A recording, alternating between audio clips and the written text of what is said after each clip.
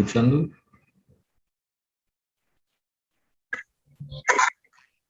Sí, ya no Sí, escucha. buenos días.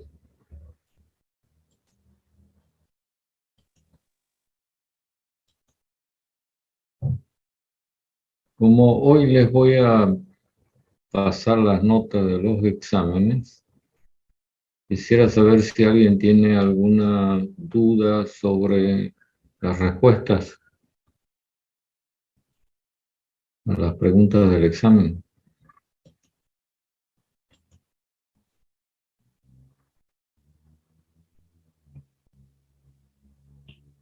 ¿Los escucho?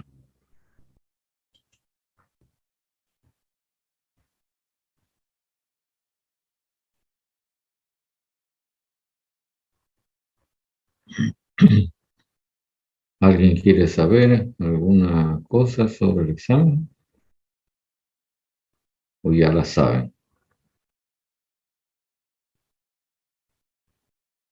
Rápidamente nos podría dar la respuesta de las preguntas, ingeniero.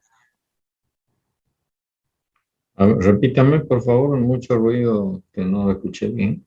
¿Qué es lo que? Rápidamente, ¿será que nos podría dar la respuesta de las preguntas, ingeniero? ¿Cuál era la primera pregunta?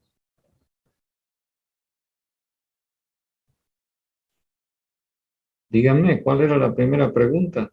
Si es mejor en un calentador de pared usar una trampa de vapor o Bombeo uh, hacia la caldera. Ya. usar la bomba. Hablando exclusivamente del calentador de pared, mejor es usar la trampa porque se logra una temperatura del líquido calentado que es la máxima posible. Prácticamente, claro, en términos teóricos, igual a la de la caldera, ¿no? ¿Entienden lo que digo? Entonces, con trampa sería la primera parte de la respuesta, es mejor. ¿Por qué? Por lo que acabo de manifestar. Porque se consigue que el líquido se caliente a la máxima temperatura posible. Usted debe recordar que el fluido que sale del calentador, en el caso con trampa, va directamente a la caldera. Y en términos teóricos hemos planteado que ese líquido es es un líquido saturado. Entonces, a la presión de la caldera, pues prácticamente está entrando a la temperatura que va a existir en el cambio de fase que ocurre en la caldera. En cambio, en el otro caso, con bombeo, en realidad lo que ingresa a la caldera es un líquido subenfriado. Si usted examina los esquemas de las instalaciones que en su momento explicamos, usted podrá comprobar lo que le estoy diciendo.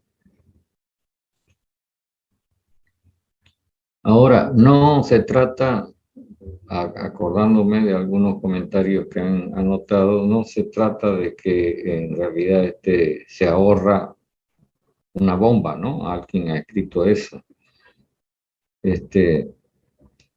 Eso es cierto, pero eso no significa que no se consuma de repente tanto trabajo mecánico como cuando hay dos bombas, porque el bombeo se lo tiene que hacer desde la mínima presión, que es la del condensador, hasta la máxima presión, que es la de la caldera, cuando el líquido pasa por el calentador. A ver, para la persona que me estuvo preguntando, este, ¿tiene alguna duda sobre esto? Ingeniero, todo correcto. ¿Cómo? Todo correcto, ingeniero. Ya. ¿Cuál era la segunda pregunta?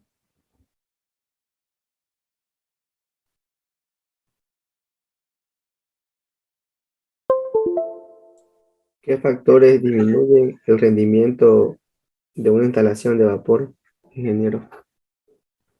Ah, ya. Ah, ¿qué cosas hacen que disminuya el rendimiento de una instalación de vapor? ¿Cierto? ingeniero. Ya. Eso lo comentamos cuando dijimos hasta ahora hemos venido examinando todo lo que mejora el rendimiento, como ser el recalentamiento, como ser la regeneración, etcétera, etcétera. Y en ese momento dijimos ahora vamos a examinar qué es lo que hace que la cosa funcione al revés, ¿no? Ocurra al revés. Y entre las primeras cosas que mencionamos, indicamos la irreversibilidad de los procesos termodinámicos. Eso es claro, ¿no? En la turbina, si el proceso es irreversible, significa que genera menos trabajo mecánico que si fuera reversible. Y la irreversibilidad es algo concreto, es algo real. Lo mismo en la bomba, si el proceso es reversible, la bomba consume menos trabajo mecánico que cuando es irreversible. Entonces, por un lado disminuye la producción de trabajo, por el otro lado aumenta el consumo de trabajo para el bombeo. Eso por una parte. Por otro lado, indicamos todos los procesos de estrangulamiento que ocurren en las tuberías, que se llama la pérdida de carga, las caídas de presión, que van a requerir energía, ¿no? Para que se pueda vencer, digamos, la resistencia y el fluido circule dentro de la instalación. Y también como una causa muy importante, nos encontramos con el hecho de que en la instalación hay zonas en donde las temperaturas son mucho más elevadas que la del medio ambiente que rodea a esa parte de la instalación. Y entonces se producen fugas de calor. Eso significa que en la medida que se pierda calor, usted va a necesitar gastar más combustible, porque parte del calor que debía aprovechar está volviendo al medio ambiente.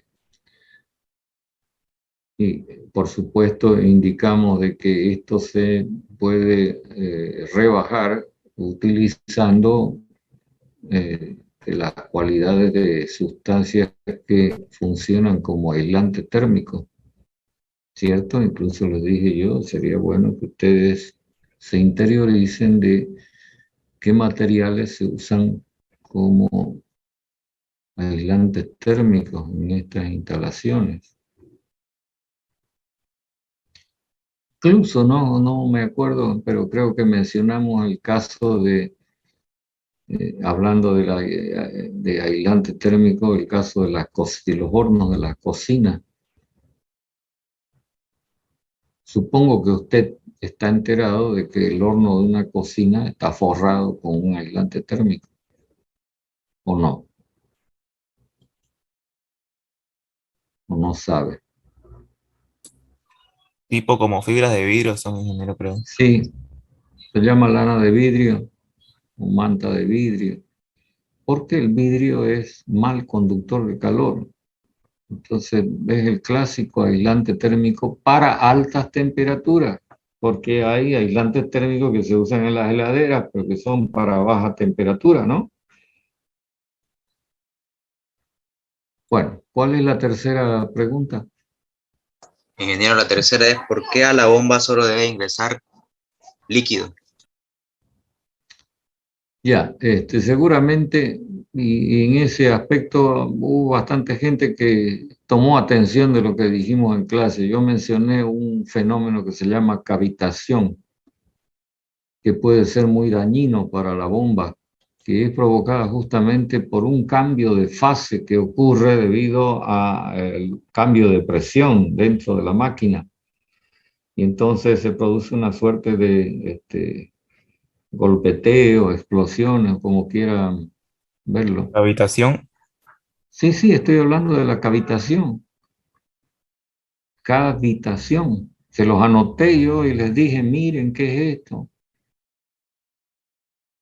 O sea que muchas de las cosas que usted debió responder, sencillamente necesitaban simplemente atención por parte de cada uno de los que se conectan, ¿no? A veces me imagino yo que hay gente que se conecta, pero es simplemente por el hecho de estar conectado nomás, porque de atender la clase Naranja Fanta.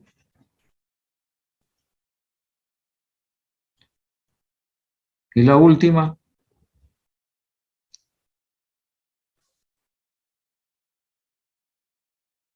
¿Cuál era la última pregunta? ¿Qué es la capacidad de refrigeración y por qué este valor es fundamental para el diseño de la instalación Ya, de refrigeración? sí. Esa es una variable característica de los sistemas de refrigeración que la hemos anotado con la letra C y que se suele medir en kilocalorías por minuto. ¿Qué significa?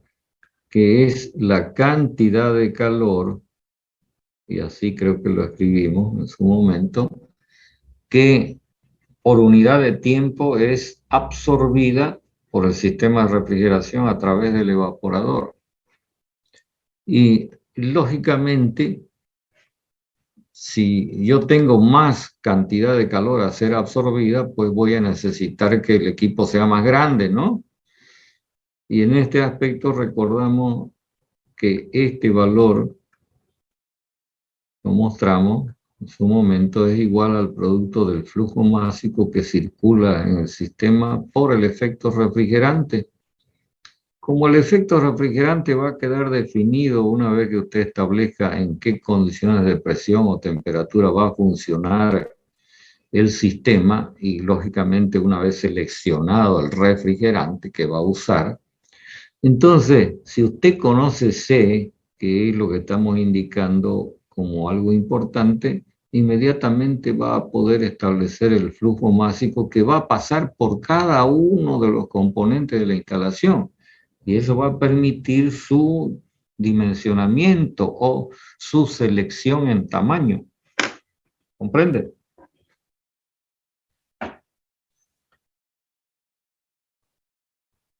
Creo que está claro, ¿verdad? Sí, ingeniero. Ya, no sé si hay alguna otra consulta que me quieran hacer en torno al examen. Simplemente algún otro comentario que yo pueda hacer es que en los exámenes a veces la persona responde y la respuesta no es que sea mala, que esté mal, pero que de repente no corresponde a la pregunta. ¿Entiende lo que digo? Es decir, que se fueron por los costados, ¿no?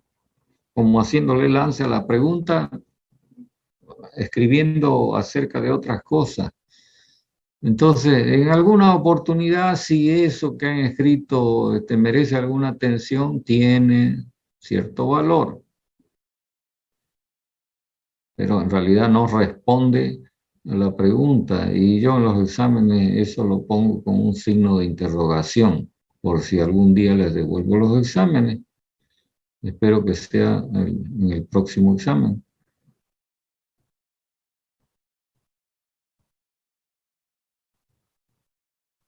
Bueno, no sé si hay algo que quieran decirme relacionado con el examen.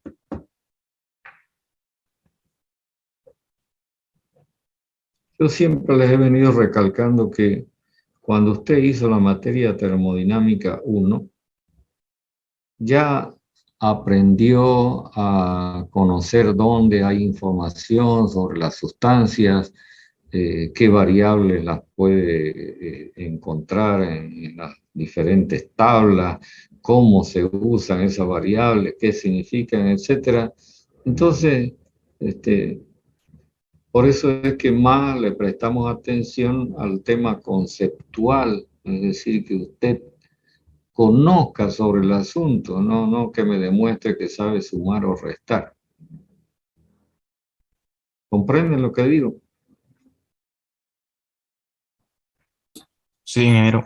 Por eso el examen es como lo han visto, y así van a ser los otros exámenes.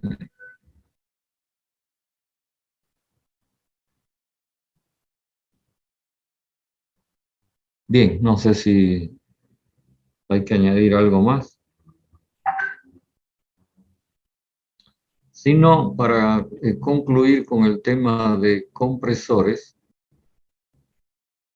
voy a plantear un ejercicio que espero que usted lo resuelva, ya poniendo datos, en torno a esto. Antes quisiera recordar de que, además de los compresores de cilindro y pistón, digamos que son los más conocidos, hay otros compresores, como son los rotativos, que los hay de distintos tipos. No sé si usted se tomó el tiempo de mirar esto. He visto que hay unos como engranajes, ingeniero, y otro que como igual lo mismo, pero Ya, dependiendo de las cosas, nos podemos encontrar con, digamos, un tipo de compresor que es muy importante en las aplicaciones de neumática. ¿Sabe, no? ¿A qué me refiero con neumática? La palabra neuma significa aire. Entonces, esta rama de la mecánica utiliza como fuerza motriz la presión del aire, la fuerza provocada por la presión del aire. Entonces, hay un tipo de compresor rotativo que es de gran capacidad para este tipo de aplicaciones, que se llama compresor de tornillos. No sé si lo han visto. En refrigeración, estoy destacando, digamos, los que son más sobresalientes. En refrigeración también se puede encontrar aplicación de un tipo de compresor rotativo que se llama así, scroll. En realidad es un compresor que podríamos llamarlo espiral. Después hay otros compresores, como compresores de Álaves. Bien pueden ser esos compresores que decían de engranajes, de rodillo. En fin, es cuestión de que usted se gaste un poco de su tiempo, preste interés a estas cosas y las mire en el internet. Va a encontrar infinidad de información sobre esto.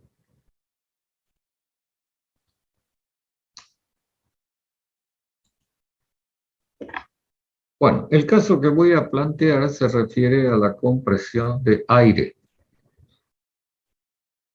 Si quieren lo vamos a titular así, compresión de aire.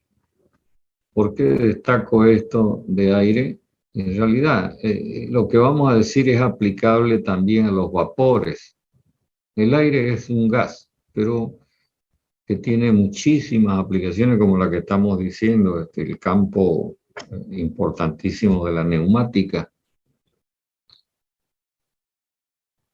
Entonces, si quieren ir tomando nota, se trata de comprimir aire desde una condición inicial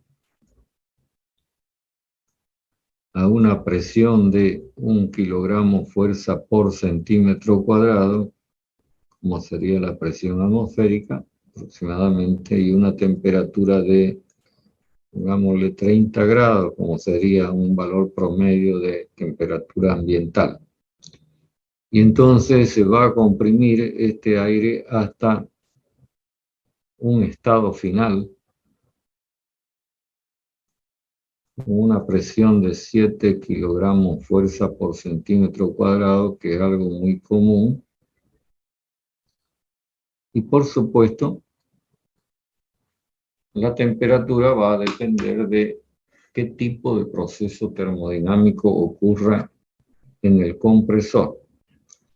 Y ahora vamos a hacer una descripción del compresor. Primero, vamos a considerar que el compresor, para el planteamiento teórico que vamos a hacer, es adiabático. Segundo, vamos a considerar que el fluido que se está comprimiendo lo podemos trabajar como si fuera gas ideal. Por lo tanto, este gas se comporta adiabáticamente cuando es comprimido. Tercero, vamos a hacer la compresión en etapas,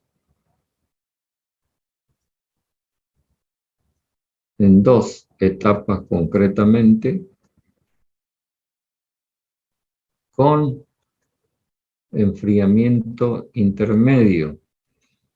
Ya el otro día aplicamos por qué razón se hace este arreglo de compresores en etapa o en serie y por qué razón también se plantea el enfriamiento intermedio entre las etapas. Si esquematizamos, digamos, el caso, tendríamos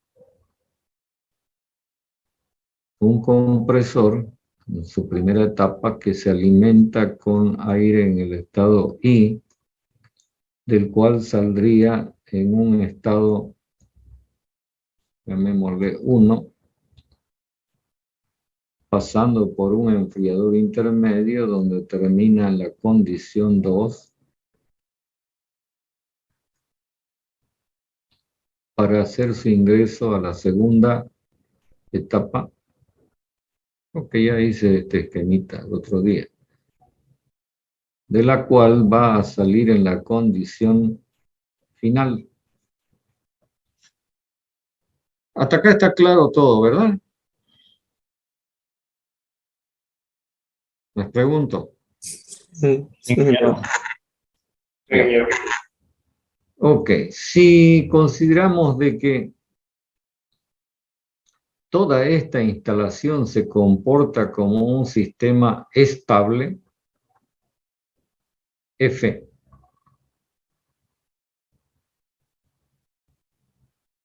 entonces yo podría, digamos, seleccionar, por ejemplo, como sistema termodinámico la primera etapa y nos encontramos con un sistema F estable de una entrada y una salida, entrada y salida 1. Si analizamos el intercambiador de calor, el enfriador intermedio, también tenemos un sistema F con una entrada y una salida, entrada 1, salida 2, y también la misma consideración podemos hacer para la segunda etapa con entrada 2, salida F. Y debemos recordar de que en estos sistemas el flujo másico es constante. ¿Qué quiere decir esto? Todo lo que voy a anotar, que el flujo másico que entra en la condición I va a ser igual al flujo másico que sale en la condición 1, que sigue luego en la condición 2 y que termina en la condición F. ¿Está claro? Simplemente estoy recordando la ecuación de continuidad o balance de masa establecido por la termodinámica. Y luego también como elemento importante para el análisis termodinámico, anoto la primera ley. Obviando cambios de energía cinética y energía potencial, asumiendo que son sin mayor importancia. Y entonces, en este caso, fíjese, por esta consideración que estamos haciendo acá, ese término sería 0 y entonces nos quedaríamos con una expresión de primera ley bastante sencilla, ¿no? Ok, vamos a seguir añadiendo información ahora sobre el compresor. Vamos a asumir de que el compresor tiene un M igual a 0,05 o 5%. Usted debe recordar que M es una manera de expresar el tamaño del espacio nocivo frente o comparado con la cilindrada. ¿Ok? También vamos a añadir de que n, el número de revoluciones que da el cigüeñal, sea del orden de 1500 revoluciones por minuto. Les pregunto, un motorcito común y corriente, ¿normalmente a qué velocidad gira?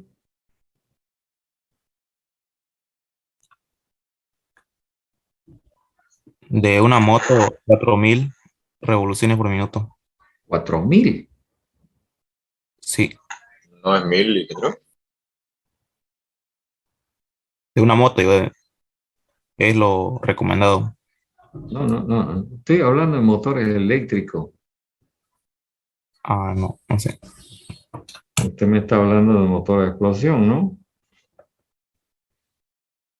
¿Cómo no va a saber? ¿Acaso no estudia electromecánica?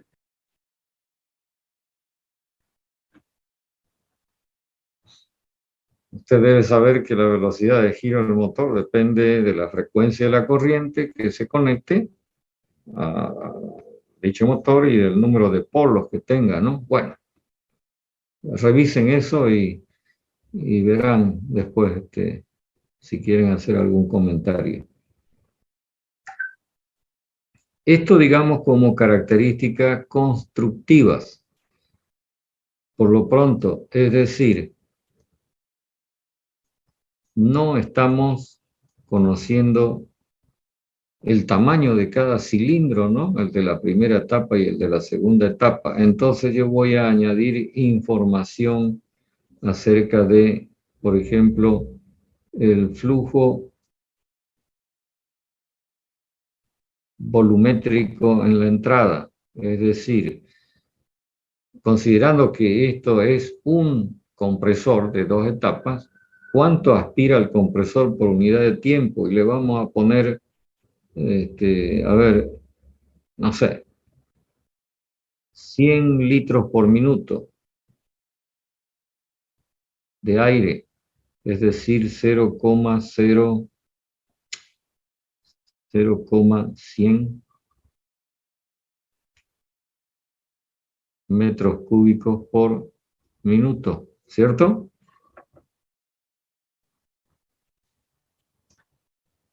Y ya sabemos en qué condición entra el aire al compresor. Hemos dicho que ingresa a 1 kilogramo fuerza por centímetro cuadrado y 30 grados centígrados. Entonces, inmediatamente, conociendo esos datos y utilizando la ecuación de estado del gas perfecto, yo puedo determinar el volumen específico de entrada. Y si divido el flujo volumétrico y de entrada a la primera etapa, a la máquina en realidad, por el volumen específico inicial, inmediatamente voy a tener conocimiento del flujo másico que atraviesa la instalación. ¿Cierto? ¿Me están siguiendo? Sí, ingeniero. Este flujo másico va a ser común, pues, ¿no? Pasa por todos y cada uno de los sitios, desde la entrada I hasta la salida F. Ya. El otro asunto que debemos tener en cuenta es que si hablamos de espacio nocivo, entonces inmediatamente tenemos que comentar acerca del rendimiento volumétrico del compresor.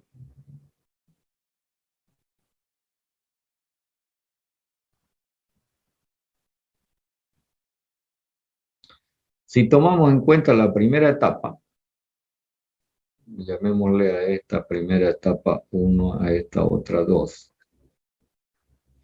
Entonces el rendimiento volumétrico de 1 va a ser igual a 1 menos 0,05. Y ahora necesitaríamos conocer cuánto es la relación entre el volumen específico I, que es el de admisión, y el volumen específico 1, que es el de descarga. Pero sabemos que el proceso de compresión lo hemos planteado como adiabático e ideal. Y voy a añadir algo más, adiabático reversible, porque necesitamos saber cómo ocurre, ¿no? Para poder tomar información. Entonces, cuando el proceso de compresión se refiere a un gas y es de estas características adiabático irreversible, se cumple una ley que usted la ha estudiado seguramente cuando hizo Termo 1, que se llama ley de Poisson, que establece lo que acabo de anotar. P por B a la gamma igual a constante, donde el valor gamma, para el caso del aire, es 1,4, y eso lo encuentra usted en las tablas de propiedades de gases. Ese valor gamma se conoce con el nombre de exponente adiabático.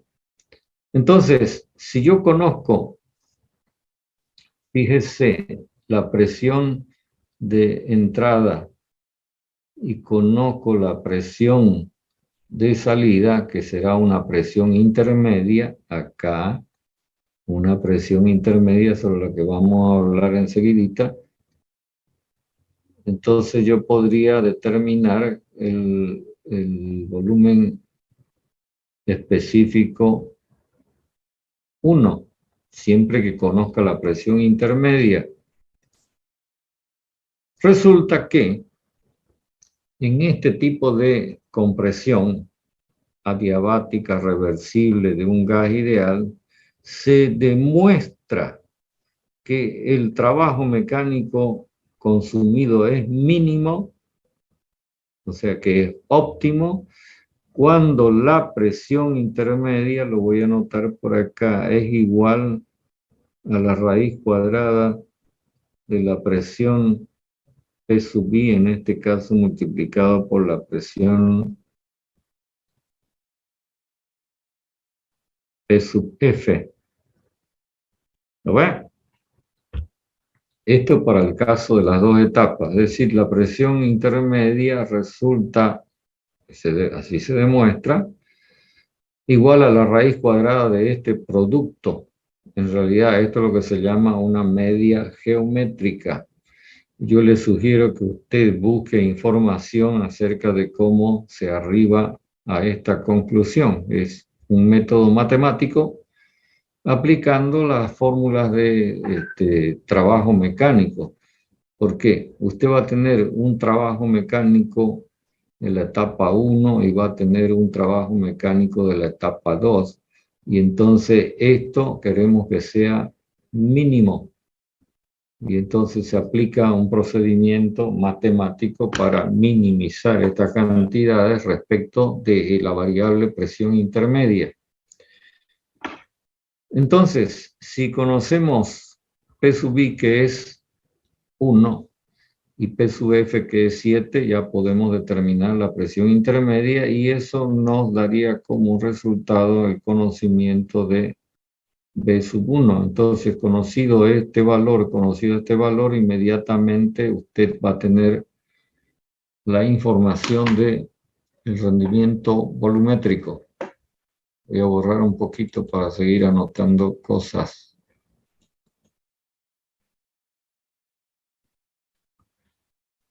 Entonces,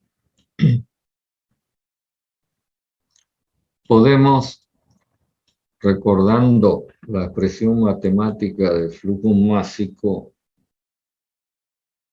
que dice que este valor es igual al rendimiento volumétrico por el valor de la cilindrada dividido por el volumen específico de admisión por N y por N, donde este valor, por supuesto, va a ser igual a 1.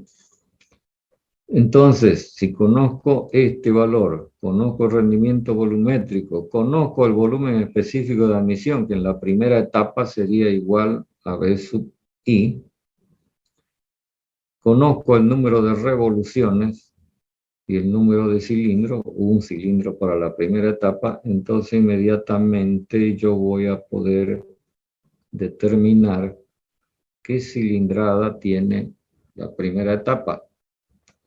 Y de una manera similar, yo puedo determinar la cilindrada de la segunda etapa, teniendo en cuenta algo que voy a plantear.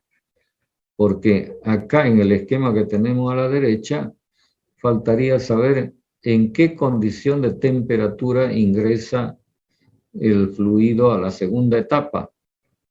Y para eso debe recordar usted el diagrama que hicimos de la compresión en serie en la clase anterior.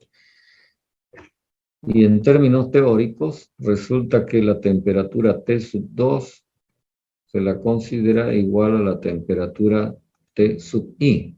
Es decir, que se enfría tanto en el intercambio de calor entre las etapas que la temperatura vuelve a ser como era inicialmente. Entonces, conociendo esto, ya podemos proceder para determinar el rendimiento volumétrico, que va a resultar igual que en la primera etapa, y determinar la cilindrada de la segunda etapa, que va a ser lógicamente menor que la cilindrada de A1. Usted lo va a poder verificar cuando haga cuentas. Finalmente, para complementar el cálculo,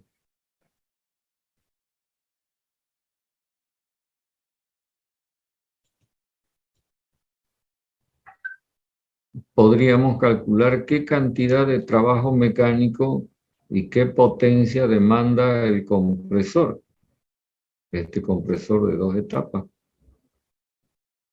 Para eso, entonces, tenemos que aprovechar esta ecuación que tenemos acá de primera ley. ¿Lo ven?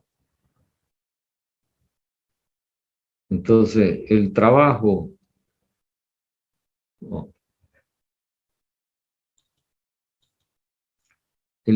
mecánico de compresión de la primera etapa, con signo negativo, va a ser igual al cambio de entalpía. Y en un gas ideal, usted debe recordar que el cambio de entalpía es igual a esta cantidad, Cp por el cambio de temperatura. Esta es una propiedad que también es particular de cada gas.